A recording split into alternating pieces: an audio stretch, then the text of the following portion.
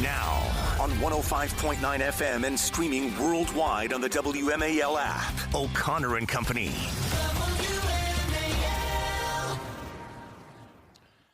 WMAL. 5:07 on this Memorial Day Monday, and we're live with you for the next 4 hours, getting you going, pumping you up, hopefully.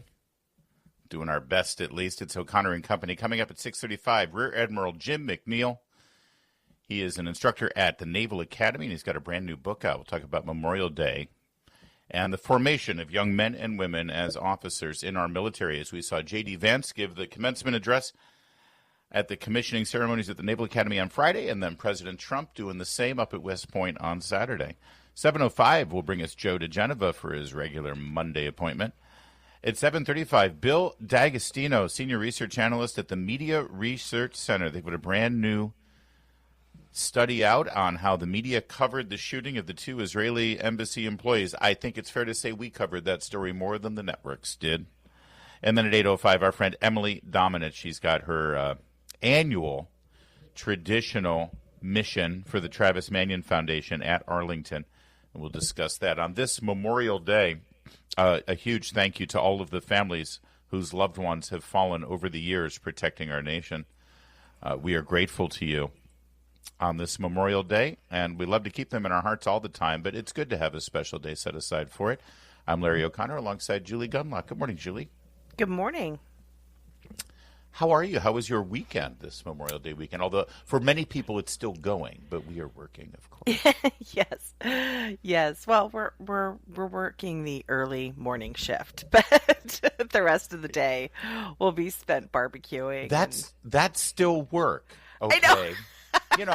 I hear that all the time. It's like, yeah, I worked on Memorial Day. Oh, yeah, but it was just the morning shift. Okay, you try it. You try it. Well, there'll be a nap. Just because you're waking up, just because everyone else wakes up when I'm done working doesn't mean that I wasn't working while you were asleep, is what I'm saying. I know. Am I a little sensitive about this? No, I get it. And I shouldn't have said it that way. I apologize. There will be a nap at some point today. Actually, we did sort of a big barbecue yesterday. So today will probably be leftovers and, just regular old day off. I always say that we're lucky. We're so lucky that we live in an area. It's the greatest place to acknowledge our military and those who have given their life for service to our country, because we're in Washington, D.C. There are memorials everywhere, and not even just in the city. We've got battlegrounds all through the Northern Virginia and in the Western Maryland area. So you can go to battlegrounds if you want to. You can actually go to any of the memorials downtown. I live closer to Annapolis than I do downtown D.C., and the Naval Academy has, Hospital Point, where there's a cemetery there for legendary graduates of the Naval Academy. They have Memorial Hall right at Bancroft. There's also there's military cemeteries all through the area as well, not just Arlington. Yeah, in Old Town, there's the Civil War cemeteries, which are really interesting to tour, and they're so beautiful. They're shaded, so even during the hot summer days you can walk around them, and they're really nice, really lovely. Yeah. Well, we kicked off our Memorial Day because the timing was such this year that Memorial Day weekend was kicked off on Friday with the commencement ceremonies at the Naval Academy. And we've been going every year for the last few years. It's been great ever since our daughter graduated in 23. And the class of 2025 is looking pretty damn good. Out of the 1,000 or so graduates, they had just under 300 that commissioned to the Marine Corps. Wow. And those young officers were addressed by a former junior enlisted man who is now the Vice President of the United States, J.D. Vance. So great. Here's a little bit of his address. Cut one. I've been Vice President for all of about 120 days. And this summer, I will celebrate my 41st birthday. But I have never, in those 41 years, been so proud as I am today. To honor you, to celebrate you, and to congratulate you on a job well done.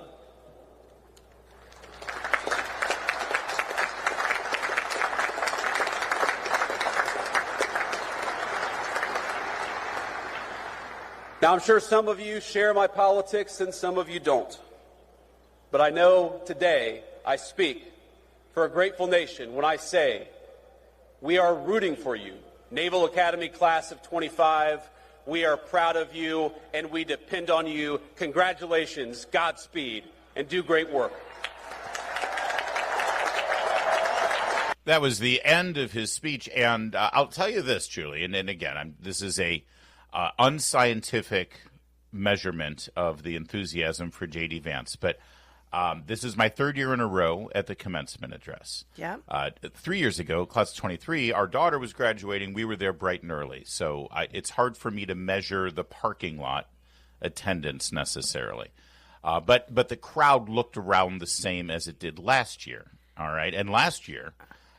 So what happens here is the march on of the graduates begins at 9 o'clock as they march on to take their seats one by one. That takes close to an hour. And, of course, we were there for Veronica, and we saw her do that. And I remember the pictures. Yes, but once your mid walks on and sits down, there's not a whole lot to see other than 1,000 right. other people doing the same thing. Right. So for that hour, so we were there for that. The last 2 years, we did not. We opted out of the 1 hour of sitting there watching people walk into the grass because the actual ceremony begins at 10 o'clock. So the last 2 years, we've rolled in right around 10 till 10, quarter till 10. 2 years ago, it was Secretary of Defense Lloyd Austin giving the remarks. Last year, ditto, which was interesting. They're supposed to rotate every year. So the last year we should have had either Joe Biden or Kamala Harris, but we didn't. We had Lloyd Austin again, which I thought was noteworthy. You'll remember Joe Biden went to the Air Force Academy and fell down on the stage. Right. Kamala Harris, I think she went to West Point again. So for some reason, that was a cheap fake. Larry. That was a cheap fake. I can say for so we rolled in at the same time this year as we did last year.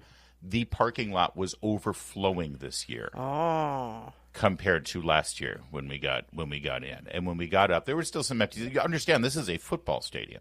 It seats like 35,000, I think, on game day. There were empty seats for JD, but it was way fuller than it was, and there was a lot of hooping and hollering and screaming for him. They seemed to enjoy the speech. And it was a very political speech. I mean, unlike Lloyd Austin, he is a politician, but he spent a lot of time comparing, unlike previous administrations, in years past, you have been deployed for this, not anymore. And he kept saying, the Trump administration is going to do this, the Trump administration is going to do that. It was a very different tone than we had seen in the past. And I want to reflect on how that was taken by the people sitting around me, and I think by the midshipmen who, well, frankly, now that they're young officers, they're going to have to carry out the policies of this administration. So it was appropriate, certainly, but it was definitely a change in tone, let's say, than what we've seen over the last 4 years. So I'll give you some reflections on that, what happened at the end of the commencement address, and a little bit more of what I observed there as we kicked off our Memorial Day weekend, where our focus should be, rightly, on our military. WMAL, making sense of the news. Live from the Home Paramount Pest Control Studios. Home Paramount, the leader in pest control since 1939. For a brief time, we were a superpower without any peer. Nor did we believe any foreign nation could possibly rise to compete with the United States of America.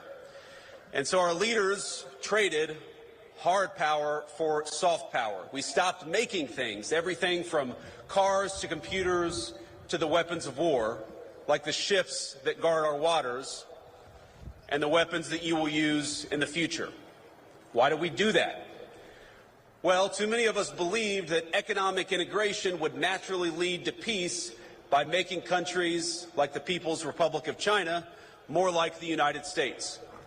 Over time, we were told the world would converge toward a uniform set of bland, secular, universal ideals, regardless of culture or country. And those that didn't want to converge, well, our policymakers would make it their goal to force them by any means necessary. It was a remarkable summation of the last 25 to 30 years of foreign policy and national security policy that we all witness, and I think it was a pretty even-handed description of what went on and the reasons for it. He finished up that section of the speech, though, J.D. Vance did, by telling these brand-new ensigns and second lieutenants that there would be no more undefined missions, no more open-ended conflicts. We're returning to a strategy grounded in realism and protecting our core national interests. And I'll tell you, based on the people, again, unscientific, but the families that were sitting around me randomly, by the way, I didn't know any of them, they all appreciated it. They all appreciated a frank address from a person in the chain of command saying, you know, we're going to be judicious in how you are deployed, if at all, and it's going to be grounded in these policies and these ideas. You may not agree with them, but it's good to have it communicated, I think. You're the father of a serving military officer, and I am interested, or I'm sorry, my child is interested in, and he's still in high school, but he's really interested in the military as well.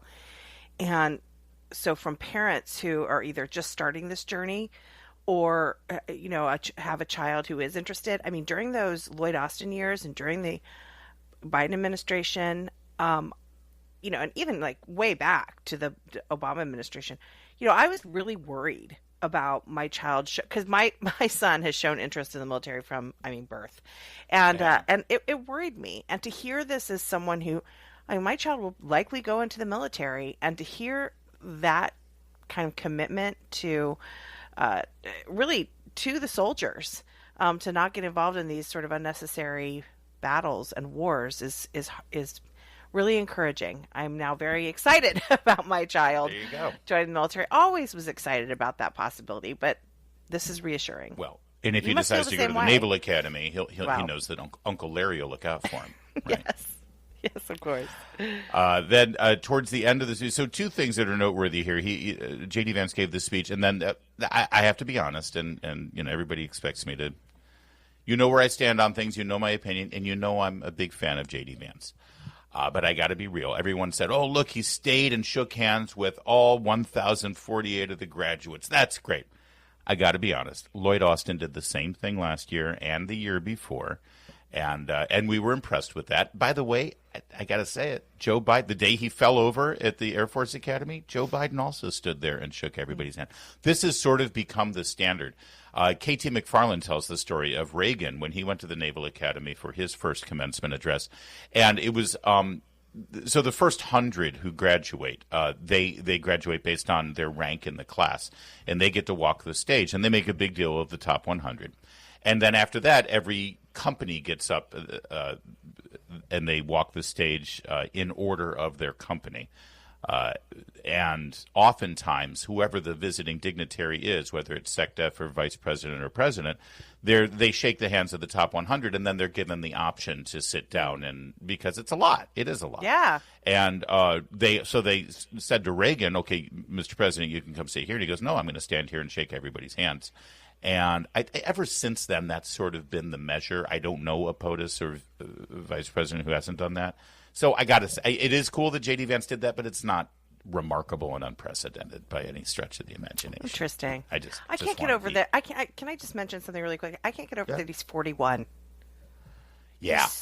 Honestly, that was wild. Okay, I know. If you're a young whippersnapper out there, maybe that seems old. That seems so young to me. He's a millennial. I know. When he mentioned that, because I always assumed he was close to 50. I don't know why, but I just always.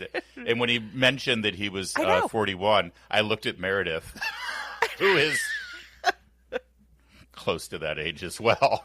It's like, wow. All right, one other noteworthy item. At the end, after everything, the class president, before they all give the hip, hip, hooray and throw their covers in the air, iconically, the class president always presents a gift on behalf of the class of 25, or the class that's graduating, to the special speaker.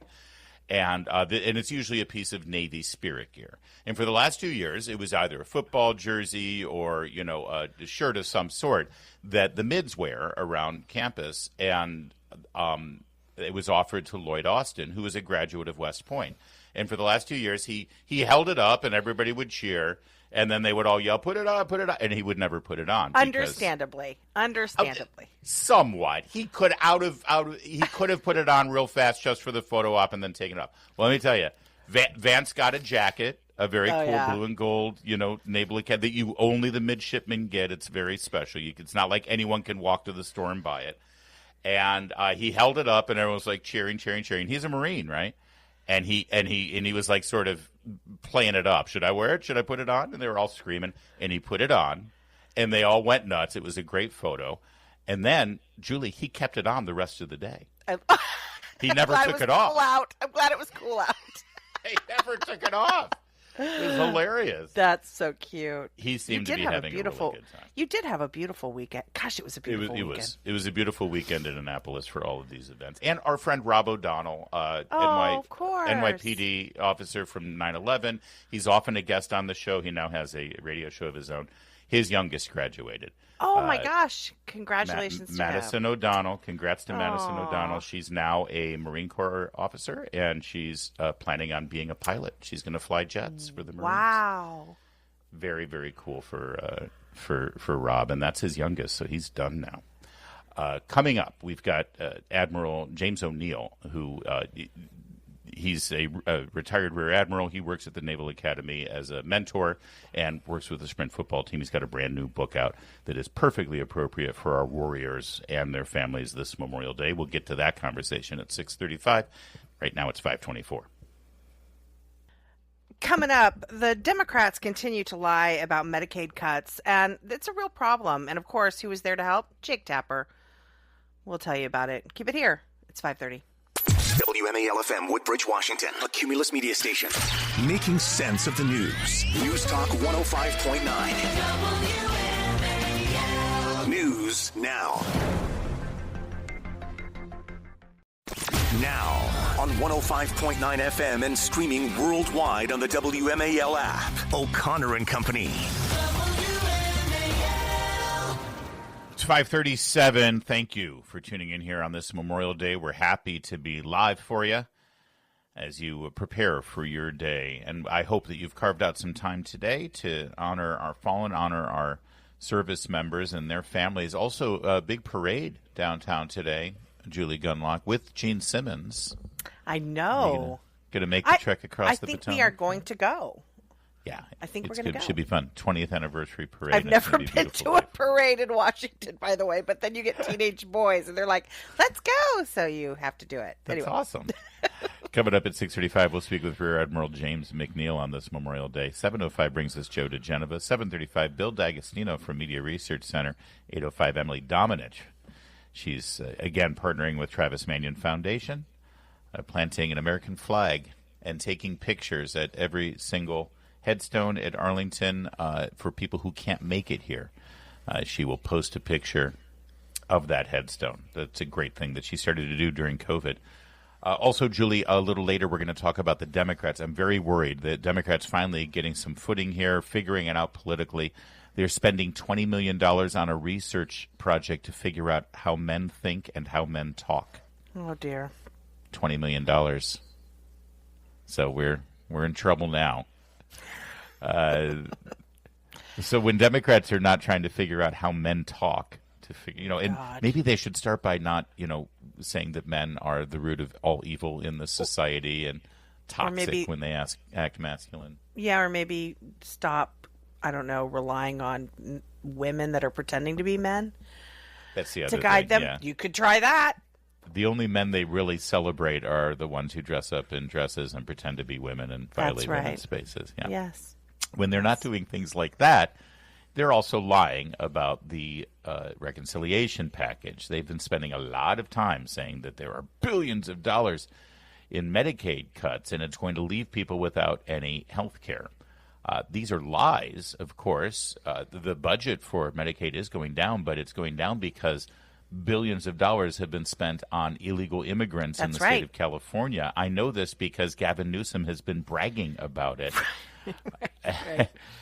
There's also a lot of fraud. There's a lot of duplicates. There's a lot of people who are double dipping. There are people who are getting Medicaid that don't able-bodied men. There's able-bodied men with no dependents. That's right. And are perfectly healthy that could go out there and try to find work, but instead they have all of these welfare sort of arrangements. Including they're also trying Medicaid. to get those people out. Yes. And Republicans are now being responsible, and they're saying, no, we're fine paying benefits to people who we've decided, deserve benefits, but no more of the fraud, no more of the abuse. So I know I'm shocked to see this, but apparently Jake Tapper on his Sunday show was parroting the Democrat talking points. I thought he learned his lesson. He might as well have been saying, Joe Biden has a stutter. He'll write a book about this in a couple years. Years from now, he'll say, apparently. Speaker Johnson, though, who, by the way, I continue to say his political acumen right now is being so great. Probably the most underreported story in Washington, D.C. For reporters who like to report on politics and politicians, you might want to point out the incredible political genius that Mike Johnson is quickly becoming before our eyes, as he once again wrestled victory from the jaws of defeat, and he, with a smile on his face and a good attitude, pushed right back on Jake Tapper. Take a listen.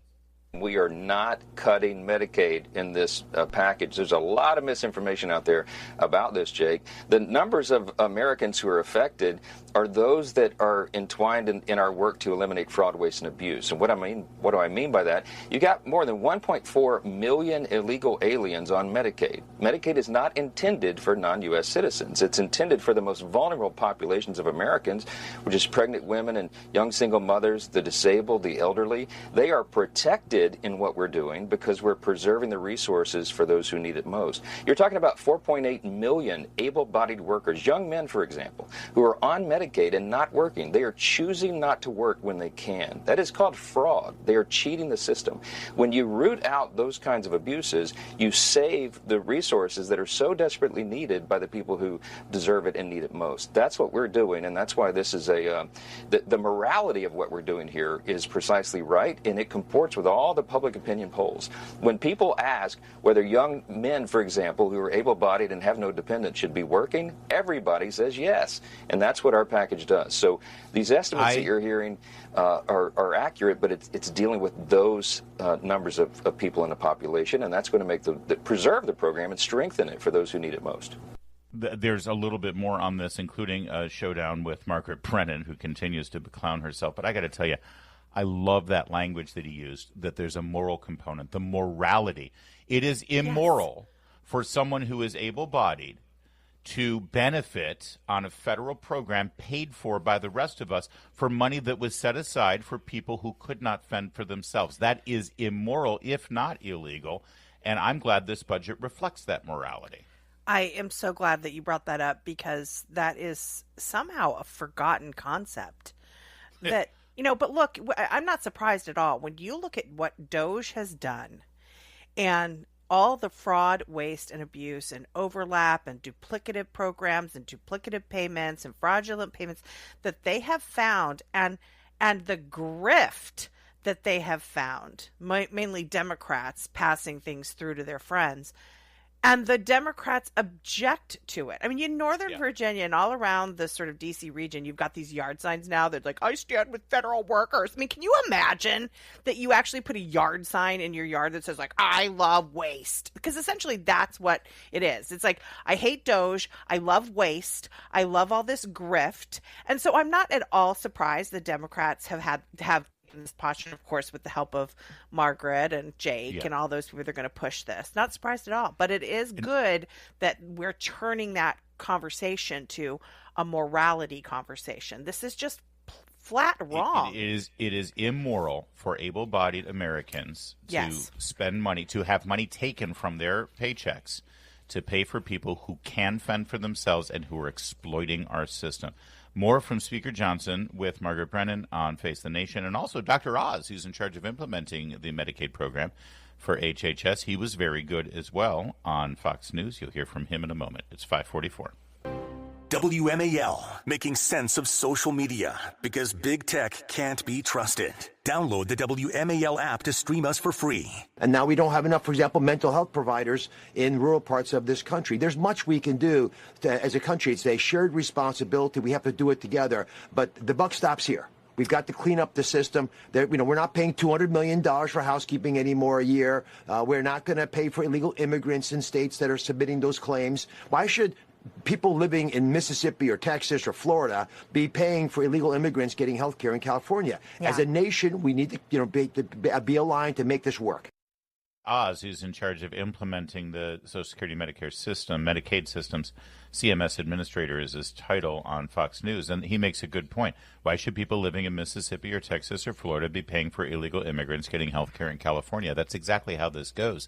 And Gavin Newsom bragged about the fact that he allocated funds from Medi-Cal, the state Medicaid program, to provide free medical assistance for undocumented immigrants. That's to the tune of about $12 billion out of the state budget that they now have a deficit for. He's had to freeze that, by the way, because of the Trump administration's new plan, which now what he does is a shell game. The money comes into Medi-Cal, and they fund other things with that Medi-Cal money, which frees up money for the undocumented immigrants, for the illegal immigrants. Now that the Trump administration has changed the rules, he said, oh, we have to put a freeze on. So it's clearly that's where the money was. He was robbing Peter to save Paul because it's all fungible money. You know, this is, everyone's talking about this as, a healthcare issue. This is really an immigration issue. We have got to make it less attractive to people to come to this country. I mean, with the Biden administration, it was like, come, free housing. I mean, look, remember the Roosevelt Hotel in New York? I mean, they were being given hotel rooms, they were being given food, they were being given cell phones, you name it. And to be given free health care under Gavin Newsom's California, no wonder people can't. I mean, hey. Able-bodied men getting the free health care, which, by the way, Americans don't get. We don't get free health care if we don't meet the criteria. Yeah, we don't. And I mean, Americans should just cross the border and come back over, and then you get free health care. It's absolutely Here's insane. Mike Johnson on Face the Nation. Margaret Brennan, once again, repeating Democrat talking points as if they are fact. Listen. You are eliminating subsidized federal student loans, so the government would no longer cover the interest on debt while borrowers in school. You're eliminating $500 billion in clean energy subsidies, and you're terminating early tax breaks for electric vehicles. Alongside that, you're carrying out about $1 trillion in reductions to Medicaid and food stamps. We looked at your home state, and the projection is that nearly 200,000 Louisianans will lose their Medicaid coverage because of this. How do you defend that to your constituents? We have not cut Medicaid, and we have not cut SNAP. What we're doing, Margaret, is working on fraud, waste, and abuse. And everyone in Louisiana and around the country understands that that's a responsibility of Congress. Just in Medicaid, for example, you've got 1.4 million illegal aliens receiving those benefits. That is not what Medicaid is intended for. It's intended for vulnerable populations, for young, single, pregnant women and the elderly and the disabled and people who desperately need those resources. Right now, they're being drained by fraud, waste, and abuse. You got about 4.8 million people on Medicaid right now nationwide who are able-bodied workers, young men, for example, who are not working, who are taking advantage of the system. If you are able to work and you refuse to do so, you are defrauding the system, you're cheating the system, and no one in the country believes that that's right. So there's a moral component to what we're doing, and when you make young men work, it's good for them. It's good for their dignity. It's good for their self-worth, and it's good for the community that they live in. Margaret Brennan, sure. Let me interrupt you. Let me interrupt you because I've got more talking points that Chuck Schumer wrote for me. They're not working. Republicans are standing firm on this, and may I just say, it's nice to have a speaker who can speak. It's 5:52. Yeah. Coming up, Democrats have a plan. They're going to get back to the winning column here, codenamed SAM, which is short for Speaking with American Men. The New York Times has a glowing article about this strategic plan where they're going to spend $20 million figuring out how to speak to men. Julie will show you how to do it for free. Coming up next. WMAL-FM, Woodbridge, Washington, a Cumulus media station. Making sense of the news. News Talk 105.9.